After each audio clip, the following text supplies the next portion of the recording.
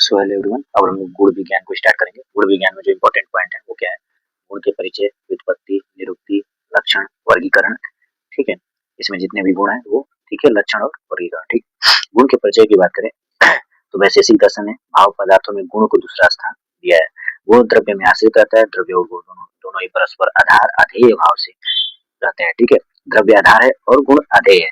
गुण को द्रव्य का निष्क्रिय रूप कहा जा सकता है, गुण को द्रव्य का निष्क्रिय रूप कहा जा सकता है, कर्म को द्रव्य का सक्रिय रूप कहा जाता है। ध्यान देंगे क्या है, गुण क्या है निष्क्रिय रूप, कर्म क्या है सक्रिय रूप द्रव्य का। ठीक, उसके बाद अगर बात करते हैं तो चरिक संहिता के 60 पदार्थों में गुण को तृतीय स्थान दिया गया है, तो ये इंपॉर्टेंट है। इसमें दूसरा स्थान है, इसमें तीसरा स्थान है।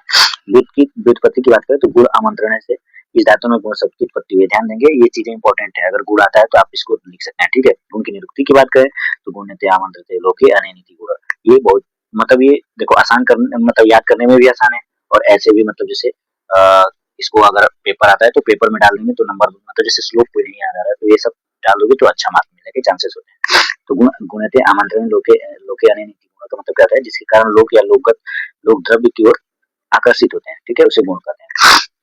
उसके बाद लक्षण की बात करें इसमें तो इसका देखा गया है कि वैशेषिक दर्शन के अनुसार क्या होता है कि जो होता है इसमें क्या होता है कि गुण के लक्षण जो बताए गए हैं तो कि द्रव्य के आश्रय में रहने वाला अगुणवान, संयोग और विभाग में कारण न हो, अनपेक्ष होकर यह गुण का लक्षण है। क्या है? द्रव्याश्रय मतलब गुण का स्वतंत्र अस्तित्व नहीं है, मतलब वो सदा क्या है द्रव्य में आश्रित रहता है। ठीक है, अगुणवान मतलब गुण का अपना कोई गुण नहीं होता है। ठीक है, गुण स्वयं गुण रहित होता है, ये द्रव्य और गुण में अंतर है।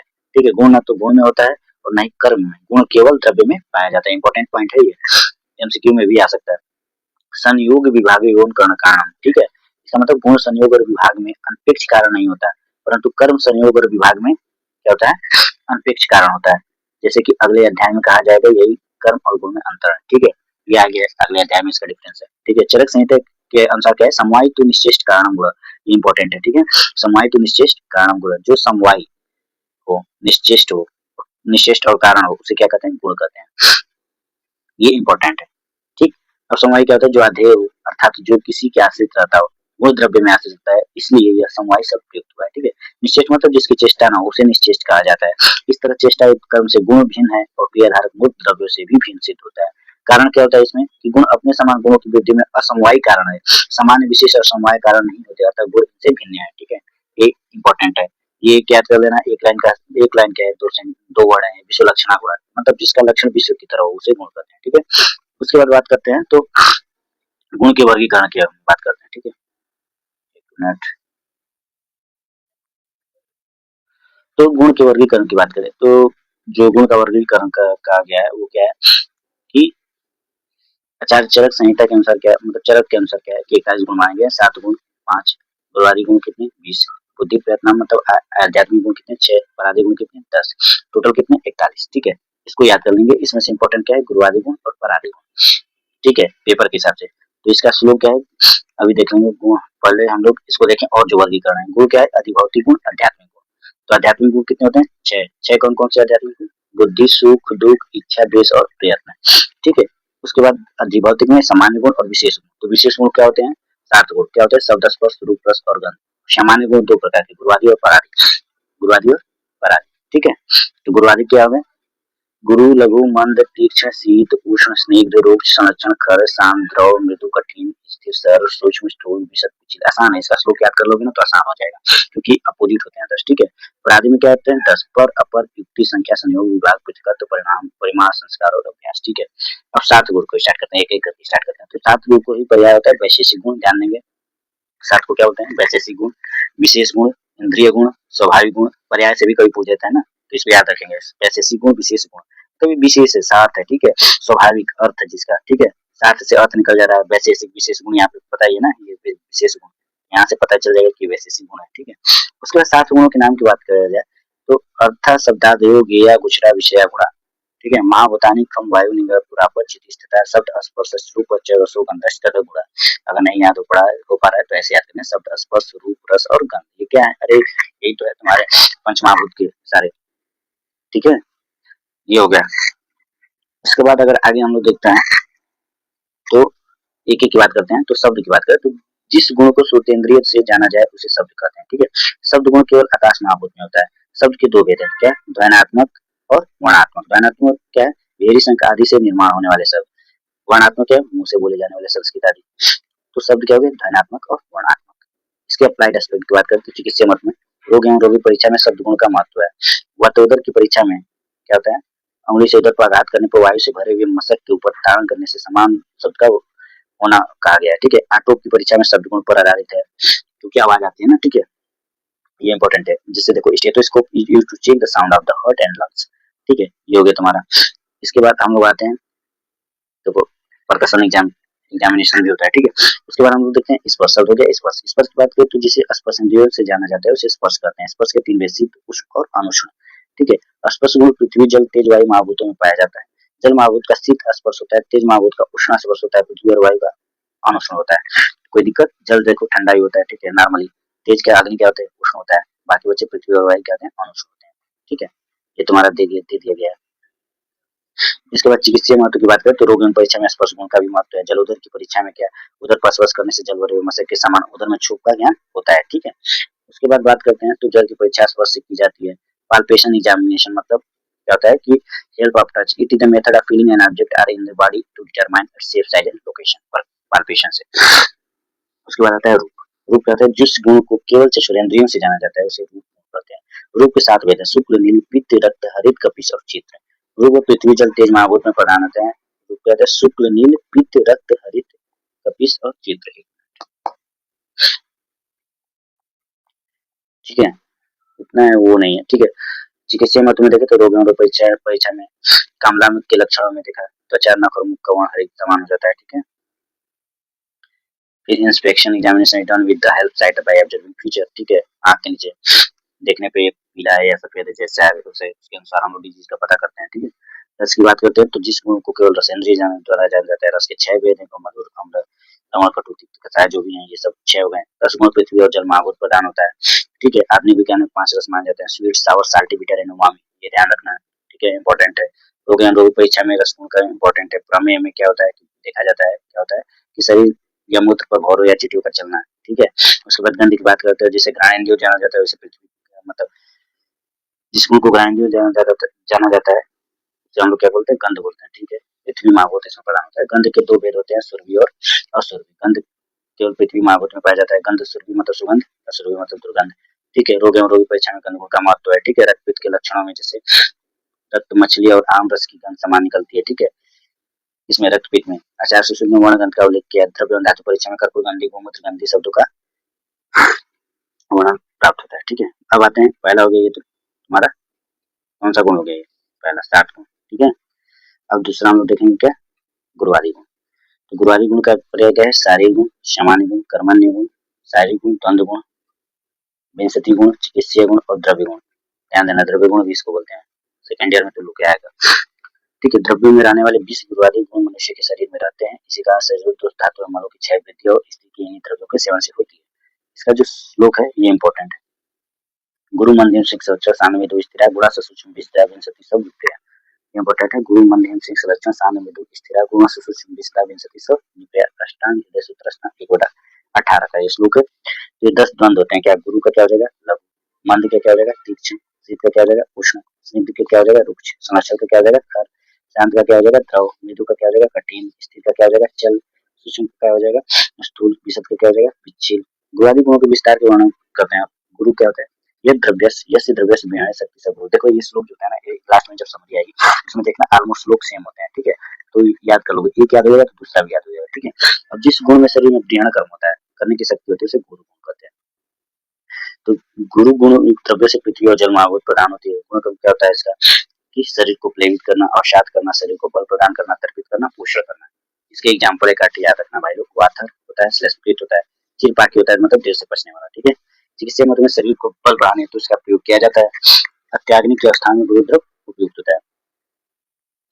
कहाँ वर्जित है? संतर्पण जन व्याधियों में। ये पढ़ोगे तुम लोग आगे चल के चरक में। ठीक है, इसमें अग्निमान की अवस्था में क्योंकि पच नहीं पा रहा है तो गुरुवार नहीं लोगे ना। ठीक है, इसमें एग्जाम्पल है गेहूं, मांस, महिष, दुग्ध, मछली आदि। ठीक है, उसके बाद आता है तुम्हारा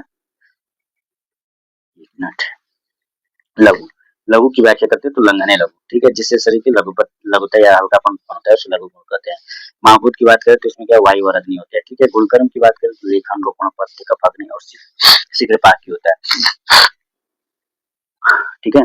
इसको महत्व क्या है, संतानोपजन व्याधियों में लघु गुण द्रव्यों से चिकित्सा की जाती है, ठीक है। बढ़े हुए धातु को कम करने के लघु गुण द्रव्यों का प्रयोग किया जाता है। मंदाग्नि की अवस्था में क्या लघु द्रव्य उपयुक्त होता है, ठीक है। अतर्पण व्याधियों में नहीं देते हैं इसको, नहीं तो और ज्यादा वो पतला हो जाएगा, ठीक है। साली चावल उदाहरण हो गया, मूंग हो गया, तख्त हो गया, कपड़ी, जंगल पशु हो गया, मांस हो गया, ठीक है। उसके बाद देखते हैं कि शीत क्या होता है, तो शीत के स्तंभन देखो श्लोक कितना है, 2 वर्ड का है, ठीक है। जिस गुण के द्वारा स्तंभन कार्य उत्पन्न होते हैं उसे शीत गुण कहते हैं। महाभूत का जल महाभूत प्रदान होता है। इसमें क्या काम होता है, स्तंभन, शीत, मूर्छाजित, आह्लादन मतलब मन को आह्लादित या प्रसन्न करने वाला, उसको त्रिजित। उसके बाद इसके चिकित्सीय दाजित, स्वेजित, ये तो समझ में आ रहा है, ठीक है। कुसुम से बड़े प्रतीक व्याधियों में शीत गुणात्मक द्रव्य से चिकित्सा की जाती है, जैसे कुसुम गुण से बड़े प्रतीक में शीत गुणात्मक प्रवाल पंचामृत से चिकित्सा की जाती है।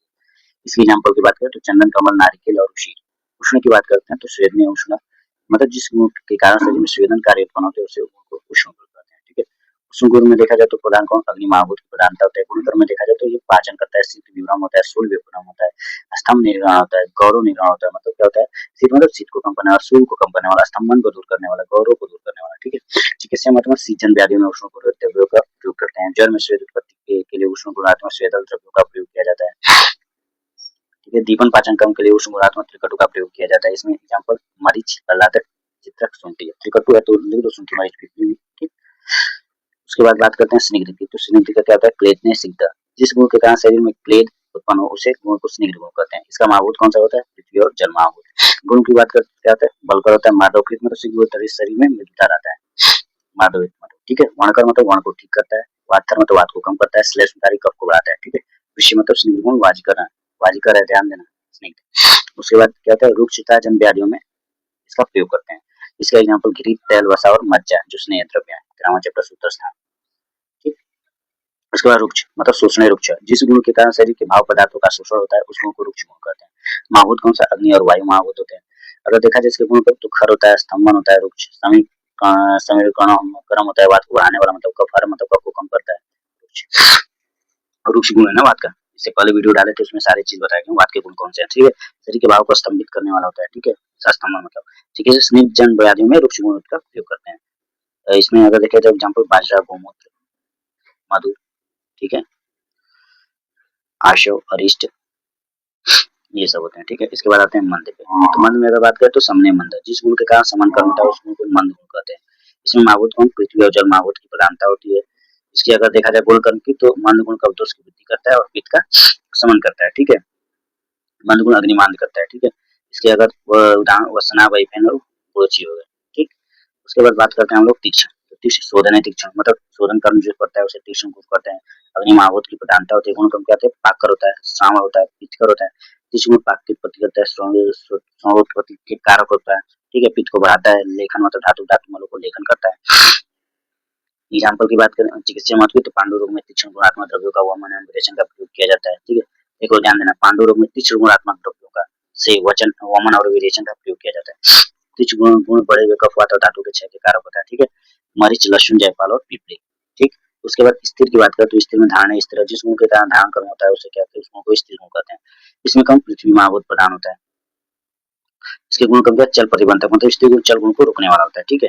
जहाँ कुछ ना है उसको उल्टे शब्द डाल दो कि उसको क्या करता है, उसको रोकता है, उसको बढ़ाता है, जो भी चीज है, ठीक है।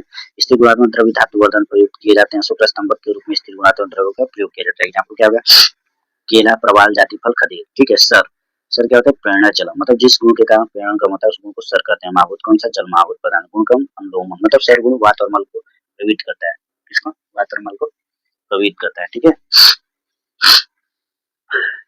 मतलब वातानुलोमक होता है, मलावष्टंभक एवं उदाहरण में उपयुक्त होता है। उदाहरण क्या है इसका, हरित की त्रिवृत्त और सनायपत, ठीक है। उसके बाद आते हैं मृदु, सुलथने मृदु मतलब ये शिथिलता लाती है, इसी कारण उसको मृदु कहते हैं। महाभूत जल और आकाश महाभूत प्रधान होता है। गुण कर्म की बात करें, अदाकर, अपाकर, अश्रावण मृदु गुण होता है, ठीक है। इसके अप्लाई जा सकती है तो मृदु गुण से सुलथन का कार्य होने से वो मान धातु की कठिनता को नष्ट करने में उपयुक्त होता है। अदा पाकर होने के कारण वर्णों का रोपण करता है। इसमें घृत, तेल, वसा और मज्जा हो गए, ठीक है। तो तुम्हारा मृदु। उसके बाद आगे कठिन, कठिन क्या, दृढ़ी करे कठिन, ठीक है। जिस गुण के कारण शरीर में दृढ़ता उत्पन्न होती है उस गुण को कठिन गुण कहते हैं। इसमें कौन सा, पृथ्वी मार्ग की प्रधानता होती है, ठीक है। गुण दृढ़ीकरण कठिन गुणात्मक द्रव्यों को शरीर से बलवर्धन करता है, कठिन द्रव्यवाद की वृद्धि और कफ का क्षय करते हैं, कठिन गुणों से मलों में शुष्कता उत्पन्न होती है। ठीक है, इसके अगर एग्जाम्पल चिकित्सा महत्व की बात करें तो शरीर की शिथिलता को दूर करके रुक्ष एवं कठिन द्रव्यों का प्रयोग किया जा सकता है, मांस की वृद्धि की अवस्था में कठिन द्रव्यों का प्रयोग किया जा सकता है। ठीक है, प्रवाल संघ सुक्ति मुक्ता। ठीक है, विशद की बात करें तो छालने विशद मतलब छालन कर्म करता है, निर्मलता या स्वच्छता उत्पन्न होती है, उसे विशद गुण कहते हैं। महाभूत कौन सा होता है इसमें? पृथ्वी और वायु और अग्नि महाभूत की प्रधानता होती है। गुण कौन क्या? क्लेदा चूषण, तो विशद गुण के कारण क्लेद का चूषण शरीर को निर्मल बनाता है, रोपण करता है, मतलब चूषण मतलब ये साफ करता है। ठीक है, रोपण मतलब विशद गुण को बोल के रोपण के साथ करता है। ठीक है, चिकित्सीय महत्व की बात करें तो धातु का स्नेह द्रव्यों का क्लेद कहा गया है। ठीक है, प्रमेय आदि व्याधि क्लेदजन होती है, इस क्लेद को नष्ट करने के लिए विशद गुण के द्रव्यों का प्रयोग किया जाता है। ठीक है, इसमें अगर देखा जाए तो उदाहरण मूंग मध्य नीम तक्रपिंड आदि। ठीक है, उसके बाद आता है पिच्छिल। पिच्छिल की बात करें लेपने पिच्छिला, तो जिस गुण के कारण लेपन कर्म होता है उसे पिच्छिल गुण कहते हैं। ठीक है, महाभूत कौन सा प्रधान होता है इसमें भाई? जल महाभूत प्रधान होता है। गुण कर्म क्या होता है भाई? जीवन बल्य संधान श्लेष मतलब गुरु, ये सब इसके गुण कर्म है। ठीक है, इसमें क्या होता है? चिकित्सा में संधान कर्म होने से पिच्छिल द्रव्यों का प्रयोग भग्न संधान में किया जा सकता है। काशी की अवस्था में धातु अर्धनाथ पिच्छिल द्रव्यों का प्रयोग किया जा सकता है। ठीक है, याद करना है संधान कर्म। ठीक है, उसके बाद क्या होता है यहाँ पर इसबगोल गुगुल मछली आदि। ठीक है, संरक्षण क्या होता है? रोपणे संरक्षण, जिस गुण के कारण शरीर में रोपण का कार्य होता है उस गुण को संरक्षण गुण कहते हैं। महाभूत कौन सा होता है भाई? इसमें आकाश महाभूत की प्रधानता होती है। ठीक है, इसमें ध्यान देने वाली बात यह है कि हम लोग जो भी पढ़ रहे हैं ना तो उसके उसके नाम और कर्म तो याद ही होने चाहिए। ठीक है, गुण कर्म की बात करें तो जीवन प्रदान करता है, बल्य होता है, संधान होता है, श्लेष्मल होता है, गुरु होता है, संधान अस्थि भग्न को जोड़ता है, ध्यान देना। ठीक है, चिकित्सा में तो वर्ण रोपड़ा संरक्षण द्रव्यों का प्रयोग होता है, अस्थि संघनाथ संरक्षण द्रव्यों का भी प्रयोग होता है। एग्जाम्पल प्रवाल पिष्टि मुक्ता यष्टि मधु इत्यादि। ठीक है, तो पिछले और संरक्षण दोनों भग्न संधान कर रहे हैं। ठीक है, तब क्या होता है? लेखने खरा, जिस गुण के कारण लेखन का कार्य होता है उसी गुण को खर करते हैं। इसमें कौन सा होता है? पृथ्वी और वायु महाभूत की प्रधानता होती है। खर गुण शरीर का लेखन करने में धातु का क्षय करता है, मलमूत्र का शोषण करता है, शरीर में कफ उत्पन्न करता है, तो वात दोष की वृद्धि करता है, कफ का क्षय करता है। चिकित्सा मत में विपरीत धातु वृद्धि में जहाँ लेखन का कार्य अपेक्षित है वहां पे खर गुणात्मक द्रव्यों का प्रयोग, मतलब कुल मिला के जहाँ पे जिसकी जरूरत है उसको करना है, अगर कुछ नहीं समझ में आ रहा है। ठीक है, कमलदंड एग्जाम्पल हो गया इसके, कमलदंड योग करंज इत्यादि। सूक्ष्म की बात करें तो विवरण सूक्ष्म, जिस गुण के कारण शरीर में विवरणता का कार्य होता है उस गुण को सूक्ष्म गुण कहते हैं। सूक्ष्म गुण द्रव्यों में अग्निवायु और आकाश महाभूत प्रधान होता है। ठीक है, गुण कर्म की बात करें तो सूक्ष्म गुण द्रव्य अपनी सूक्ष्मता से शरीर के सूक्ष्म स्रोतों में प्रवेश करते हैं। सूक्ष्म गुण आशुकार्य कार्य करने में गुणात्मक द्रव्य उपाधि होते हैं, लघुपाती होते हैं। दूसरी बात ये स्रोत को शुद्धि करने में भी ये काम करते हैं। ठीक है, मध्य पारद लवण गुगलू इत्यादि। स्थूल की बात करते हैं तो सवर्ण स्थूल, जिस गुण के कारण शरीर में सवर्ण का संवरण का कार्य होता है उस गुण को स्थूल कहते हैं, मतलब चरक संहिता के अनुसार स्थूल गुण पृथ्वी महाभूत की प्रधानता होती है। गुण कर्म क्या होता है? स्थूल गुण शरीर में स्थूलता को प्रदान करते हैं, स्थूल गुण स्रोत का प्रदान करते हैं, स्थूल गुण स्रोत का संकुचन करते हैं। ठीक है, अप्लाइड सूत्र में देखते हैं तो किस व्यक्ति को स्थूल बनाने के लिए स्थूल द्रव्यों का प्रयोग किया जा सकता है? अत्याग्नि की अवस्था में स्थूल गुणात्मक द्रव्यों का प्रयोग किया जाता है। एग्जाम्पल श्रीखंड उड़द मई स्तुति इत्यादि। ठीक है, सांद्र की बात करें तो प्रशांत नहीं शांत, जिस गुण के कारण शरीर में प्रसादन था आलादन का कार्य होता है उसे शांत गुण कहते हैं। महाभूत की बात करें तो पृथ्वी महाभूत की प्रधानता होती है। गुण कर्म की बात करते स्थूल हो गया, ठीक है, बंधकारक हो गया। ठीक है, शांत गुण शरीर के अवयव का बंधन करता है, इसलिए इसको बंधकारक बोलते हैं। ठीक है, इसके बाद चिकित्सीय मत में किस व्यक्ति का उपचार करने के लिए शांत द्रव्यों का प्रयोग किया जाता है? अवतर्पण जन विकारों में संतर्पण शांत द्रव्यों का प्रयोग किया जाता है, जैसे मलाई हो गया, दही हो गया, मक्खन इत्यादि दूध जो है दूध से बने पदार्थ है। द्रव की बात करें तो विलोडन द्रव्य, जिसके अगर विलोडन मतलब व्याप्त करना या फैलाना का कार्य होता है उसको द्रव्य गुण कहते हैं। ठीक है, उसके बाद महाभूत की बात किया जाए तो जल महाभूत की प्रधानता होती है। इसमें दो भेद होते हैं, संसिद्धक द्रवत, नैमित्तिक द्रवत। मतलब संसिद्धि मतलब जल महाभूत और अग्नि महाभूत, पृथ्वी महाभूत, नैमित्तिक द्रवत होता है। ठीक है, गुण की बात करें तो प्रक्लेदन मतलब द्रव गुण, क्लेद उत्पत्ति मतलब आर्द्रता का कार्य करता है। यहाँ पर जल, दूध, दही, चूरस इत्यादि। ठीक है, ये हो गया तुम्हारा। अब विशेष इसमें दिया है कि सुश्रुत संहिता के अनुसार शीत उष्ण स्निग्ध रुक्ष मृदु तीक्ष्ण पिछल और विसर्ग ये 8 वीर संज्ञा गुण है। ठीक है, ध्यान देना। उसके बाद बात करते हैं हम लोग आध्यात्मिक गुण की। तो आध्यात्मिक गुण का एग्जाम्पल है पर्यायशाली, आत्मगुण, वृद्धि आदि गुण क्रियात्मक गुण। ठीक है, ये 6 होते हैं, बुद्धि, सुख, दुख, इच्छा, द्वेष और प्रयत्न। ठीक है, इच्छा, द्वेष, सुख, दुख, चेतना, रीति, बुद्धि, स्मृति, अहंकार ये आत्मा के गुण है। अच्छा, सिद्धार्थ ने चेतना, रीति, स्मृति, अहंकार को बुद्धि में समाविष्ट किया था, ये आत्मगुण 6 होते हैं। ठीक है, बुद्धि की बात करते हैं तो सभी व्यवहारों का जो हेतुभूत गुण है, अर्थात जिस गुण के कारण सभी व्यवहार होते हैं उसे बुद्धि गुण कहते हैं। ठीक है, ये इतना पूछा नहीं जाता लेकिन फिर भी पढ़ लो थोड़ा बहुत। बुद्धि के भेद की बात करें तो स्मृति और अनुभव। स्मृति का यथार्थ स्मृति, अयथार्थ स्मृति। अनुभव क्या? यथार्थ, अयथार्थ अनुभव। ठीक है, इसी में। ठीक है, उसके बाद देखो यथार्थ में क्या होता है? भावित अभावी। और यथार्थ में क्या है? भावित, अभावित, अस्मर्तव्य। ठीक है, यथार्थ अनुभव वाले में देखा जाए तो यथार्थ अनुभव का क्या है? प्रत्यक्ष, उपमिति, अनुमिति शब्द है। ठीक है, प्रत्यक्ष में क्या है? राशियां, श्रोत्र, मानस, ग्राहक, चक्षु, स्पर्शन, ये इंद्रियां वाले हैं। ठीक है, और यथार्थ अनुभव में क्या है? संशय, विपर्य और तर्क। ठीक है, उतना इम्पोर्टेंट नहीं है। ठीक है, बुद्धि के दो व्यक्तित्व है, स्मृति और अनुभव, ये याद रखना बस, इतना बहुत है। उसके बाद दूसरा क्या होता है? ये तुम्हारा पहला बुद्धि हो गया। दूसरा सुख। सुख मतलब सभी को जो अनुकूल प्रतीत हो उसे सुख कहते हैं। ठीक है, आत्मा में अनुकूल संवेदनात्मक करने वाले गुण को सुख कहते हैं। सुख के बाद आता है दुख। दुख मतलब कि सभी को जो प्रतिकूल प्रतीत होता है उसे दुख कहते हैं। आत्मा में प्रतिकूल संवेदना उत्पन्न करने वाले गुण को दुख कहते हैं। ठीक है, मतलब जिसका असाधारण गुण है उसे दुख कहते हैं, मतलब बादना लक्षण वाला दुख होता है। ठीक है, इच्छा की बात करें तो इच्छा काम, मतलब किसी वस्तु या विषय को प्राप्त करने की भावना को इच्छा कहते हैं। सांख्य और वेदांत दर्शन में इच्छा को मन का धर्म माना गया। न्याय और वैशेषिक दर्शन में आत्मा का धर्म माना है। ठीक है, आत्मा का धर्म माना है किसने? न्याय और वैशेषिक ने। सांख्य और वेदांत ने क्या? मन का धर्म माना है। देख ध्यान देना, सांख्य और वेदांत मन का धर्म माना है, न्याय और वैशेषिक ने आत्मा का धर्म माना है। ठीक है, एक मिनट। उसके बाद देखा जाए तो अपने या दूसरे के लिए अप्राप्त वस्तु की प्रार्थना या कामना करना इच्छा होता है। द्वेष क्या होता है भाई? क्रोधो द्वेष, मतलब क्रोध को दोष करते हैं, मतलब जिसके कारण मनुष्य में प्रज्वलन का भावना उत्पन्न हो उसे द्वेष करते हैं। प्रयत्न क्या क्या करता है? कार्य प्रारंभ करने की चेष्टा प्रयत्न कहलाती है। जैसे प्रयत्न, सारंभ और उत्साह, ये परिवाची शब्द है इसके। ठीक है, ये दो प्रकार के जीवन पूर्वक प्रयत्न और इच्छा द्वेष पूर्वक प्रयत्न। ठीक है, जीवन पूर्वक प्रयत्न स्वतः संभालित होने वाला प्रयत्न जो जीवन के लिए अनिवार्य हो, जीवन पूर्वक प्रयत्न कहलाता है। ठीक है, जैसे निद्रावस्था में हमारी श्वास प्रश्वास की क्रिया होती रहती है, इसे जीवन पूर्वक प्रयत्न। इच्छा द्वेष प्रयत्न कहते हैं अपने या दूसरों के हित के लिए या चेष्टा की जा रही है उसे इच्छा पूर्वक प्रयत्न कहते हैं। ठीक है,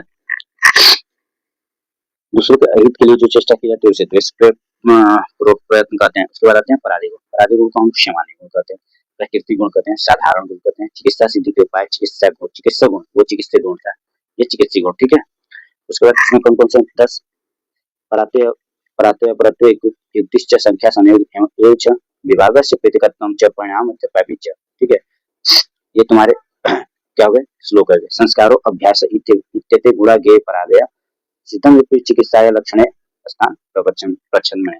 ठीक है, ये इतना इंपॉर्टेंट नहीं है श्लोक, बट अगर याद कर लो तो बढ़िया है। कम से कम ये 3 लाइन याद कर लो तो ये भी सही है। ठीक है, परात्व पर अपरत्वे युक्तिश्च संख्या संयोग एव च विभागस्य प्रतिकत्वम च परिणाम च संस्कारो अभ्यास इत्यते गुणा गे परादया। ठीक है, ये 10 पराधी गुण पर, अपर, युक्ति, संख्या, संयोग, विभाग, प्रतिकत्व, परिणाम, संस्कार और अभ्यास। पराधी गुण के विस्तार में वर्णन में देखते हैं। पर क्या होता है? परतम प्रधानतम, मतलब पर का था अर्थ है प्रधान। ठीक है, वहीं अपर का क्या? अपरतम अप्रधानतम। अपर का अर्थ है अप्रधान या कनिष्ठ, मतलब देखा जाता है कि परत्व का चिकित्सीय मत में देखें तो परत्व का प्रयोग देश काल वय मान पाक वेद आदि में किया जाता है। उदाहरण जांगल देश पर है और अनुप देश अपर है। ठीक है, मतलब जांगल देश पर है, मतलब जो मतलब सही है। ठीक है, विसर्ग काल पर है, आदान काल क्या अपर है, तरुण वय पर है, वृद्धावस्था पर है, तो बुढ़ापा मतलब अप्रधान। ठीक है, चिकित्सा करते समय औषधि चयन में परापर का विचार किया जाता है। इसी परिचय में चरक संहिता ने हितम अहितम का विचार प्रस्तुत किया था। ठीक है, अगर देखते हैं युक्ति। युक्ति क्या होता है? युक्ति का अर्थ है योजना। दोषादि का विचार करके जो औषधि की सम्यक कल्पना की जाती है उसे योजना कहते हैं। जिस कल्पना को युक्ति पूर्वक किया जाता है उसे युक्ति कहते हैं। जो कल्पना अयोगिक अर्थात बिना युक्ति की जाती है वो कल्पना होती है, युक्ति नहीं कहलाती है। चिकित्सा में व्याधि के विविध पहलुओं को देखकर संपादित युक्ति लगाई जाती है। चिकित्सा में किस द्रव्य का उपयोग करना चाहिए इसकी युक्ति देश काल बल को देखकर ठीक की जाती है। ठीक है, नंबर क्या होता है? संख्या क्या होता है? संख्या से गणितम 3 वर्ड का श्लोक है, इसको याद कर लेना। ये क्या होता है? गणित को संख्या कहते हैं। 1, 2, 3 आदि व्यवहार हेतु संख्या कहते हैं। ठीक है, इसमें अगर देखा जाए इसके महत्व की, व्याधि के विविध प्रकार के संपादित वेदों की संख्या संप्राप्ति का अपना महत्व है। जैसे काश के 5 वेद, श्वास के 5 वेद, प्रमेय के 20 वेद, ये सब याद करना। ठीक है, मतलब ये सब सारी चीजें बताता है। ठीक है, संयोग की बात करें तो क्या होता है? संयोग भाई द्रव्यों का आपस में मिलना संयोग कहलाता है। यह संयोग 3 प्रकार का होता है। द्वंद्वज कर्मज, सर्वकर्मज, एक कर्मज। ये द्वंद्वज कर्मज, सर्वकर्मज, एक कर्मज, या फिर अंतर कर्मज, उभय कर्मज, संयोगज कर्मज। ठीक है, द्वंद्वज कर्म क्या होता है? द्वंद्वज वो संयोग है जिसमें 2 द्रव्यों का आपस में मिलते हैं। ठीक है, उसके बाद क्या होता है? इसका एग्जाम्पल अगर देखें, जब 2 आपस में लड़ते हैं तो उनके संयोग को द्वंद्वज कर्म संयोग कहते हैं। सर्वकर्म संयोग कहते हैं इस सर्वकर्म संयोग वो संयोग है जिसमें 2 या अधिक द्रव्य आपस में मिलते हैं, इन्हें सर्वकर्मज कहते हैं। जैसे एक भांड बर्तन में मांस को प्रतिष्ठित करने पर मांस दोनों में जो संयोग होता है उसे सर्वकर्मज कहते हैं। ठीक है, एक कर्मज क्या होता है? एक कर्मज संयोग वो है जिसमें एक क्रियाशील द्रव्य अपने क्रियाहीन द्रव्य से मिलता है। जैसे स्थिर वृक्ष पर कौवे का आकर बैठना, स्थिर वृक्ष पे क्रियाशील, ये इंपॉर्टेंट हो जाता है क्योंकि एक कर्मज में थोड़ा सा कंफ्यूजन होता है कि एग्जाम्पल क्या होगा। तो एक स्थिर होगा, दूसरा आके उस पर बैठ जाएगा। जैसे मान लो लिस्ट पे आके कोई आके बैठ गया, ठीक है। दोष दूसरे के संयोग के ज्ञान के होने के लिए व्याधि के संप्राप्ति ज्ञान का होता है, ठीक है। प्रकृति सम संयोग विद्युत विषम संयोग के ज्ञान में द्रव्यों की कामुकता का ज्ञान होता है। संयोग के बाद आता है विभाग। विभाग क्या होता है? वस्तु का अलग अलग करना विभाग कहलाता है। वस्तु को एक एक करके विभाग करना विभाग कहलाता है। इसमें अगर भेद की बात करें तो द्वंद्व कर्म सर्वकर्म एक, मतलब दो दो को द्रव्य को अलग करते हैं द्वंद्व कर्म। सर्वकर्म में क्या होता है भाई? सर्वकर्म में दो से अधिक द्रव्यों को आपस में विभक्त करते हैं। एक कर्म क्या होता है? एक क्रियाशील द्रव्य का अन्य क्रियाहीन द्रव्य से अलग करते हैं। वही संपूर्ण एग्जाम्पल वही है जो पहले वाला था। जैसे द्वंद्व कर्म में क्या एग्जाम्पल? दो पेड़ आपस में वो लड़ रहे थे, इसमें अलग हो रहा है, ठीक है। सर्वकर्म में क्या था कि संपूर्ण मास उसमें मिल रहा था, इसमें क्या अलग हो रहा है। एक कर्म क्या है? स्त्री विष से कवि का हो जाना हो गया, ठीक है। अप्लाई दोष दूसरे के वियोग के ज्ञान से चिकित्सा की सफलता औषधि की पूर्ण मात्रा देने के स्थान पर कई समय में उसे विभक्त मात्रा में दिया जाता है। पृथकत्व क्या होता है कि व्यक्ति विशेषता दर्शाने वाले गुण को पृथकत्व। पृथकत्व में कोई संयोग नहीं होता है, इसमें केवल लक्षणों में भिन्नता होती है। पृथकत्व और विभाग या पृथकत्व और विभाग में भेद है, ठीक है। यह द्रव्य पट लक्षण वाला है जो घट से भिन्न है। इस तरह की बुद्धि जिस गुण के कारण होता है उसे पृथकत्व कहते हैं। ये तीन प्रकार का असंयोग, वैलक्षण्य और अनेकता, ठीक है। इसमें असंयोग क्या होता है? जिन दो वस्तुओं का कभी संयोग हो ही ना सके उसे असंयोग कहते हैं। जैसे मेरू पर्वत और हिमालय पर्वत, त्वचा विकार और हस्ती विकार, ठीक है। वैलक्षण्य क्या होता है? विजातीय द्रव्य जिनमें लक्षणों की असमानता होती है उसे पृथकत्व कहते हैं। जैसे महिष और वरा, ये पृथकत्व है। मामा की दद्दू में पृथकता, ठीक है। अनेकता मतलब समान जाति वाले द्रव्यों में भी विविध रूप होते हैं, उनके पृथकत्व को अनेकता रूप कहते हैं, ठीक है। देन असंयोग मतलब दो वस्तु का कभी संयोग नहीं। वैलक्षण मतलब विजातीय द्रव्य। अनेकता मतलब समान जाति, एक ही जाति के मांस वर्ण आदि के आधार पर अन्य मांस से पृथक होती है, ऐसे पृथकत्व को अनेकता रूप पृथकता कहते हैं, ठीक है। जैसे एक गाय को वर्ण के आधार पर अन्य गायों से पृथक किया जा सकता है। डिफरेंस बिटवीन टीन एंड कुडुरिस, टी एंड पेडिस, ठीक है। व्याधि के सापेक्ष निदान में पृथकत्व का उपयोग किया जाता है। परिमाण क्या होता है? परिणाम पुनर्मान मतलब मान को परिमाण कहा जाता है। प्रस्थ, आड़क, तुला व्यवहार को मान कहते हैं। इसमें क्या होता है? चरक संहिता में मान के दो प्रकार बताए गए, कलिंग मान और मगध मान, ठीक है। इसमें भी क्या बताया गया देखना ध्यान से। मान, कलिंग मान, मगध मान, ठीक है। उसके बाद अणु, दीर्घ, महत और हश्व, ये भेद है, ठीक है। ये भी भेद है, ठीक है। ध्यान से देखेंगे कि कलिंग और मगध के अलावा कौन कौन है? अणु, दीर्घ, महत और हश्व मान, ठीक है। ये क्या होता है? उसके बाद बहुत ध्रुव पैमाने, ये इंपॉर्टेंट है ज्यादा, ठीक है। इस परिमाण से आहार और औषधि मात्रा का निर्धारण करना सुविधाजनक है, ठीक है। परिमाण के आधार पर दोषों का बल का निर्धारण किया जाता है। उसके बाद देखा जाए संस्कार। संस्कार क्या होता है? संस्कार विनाम गुणवंतधार मुच्यते, ठीक है। इसका मतलब क्या होता है? संस्कार को कहा गया जिस किसी क्रिया द्वारा गुणों में परिवर्तन लाना संस्कार कहलाता है। जल, अग्नि, संयोग, शौच, मंथन, देश काल, वासना और भावना आदि या काल के बीत जाने पर विशिष्ट पात्र में रखने से गुणों में परिवर्तन लाया जाता है, ठीक है। संस्कार के तीन भेद: वेग, भावना और स्थिति या स्थापकत्व। वेग मतलब द्रव्य में किसी कारण विशेष द्वारा जो गति निर्माण की जाती है उसे वेग कहते हैं। वेग पृथ्वी, जल, आग, मन के अग्नि, वायु और मन में पाया जाता है। भावना क्या? पूर्व में अनुभव किए गए विषयों का ज्ञान जिस संस्कार से होता है उसे भावना कहते हैं।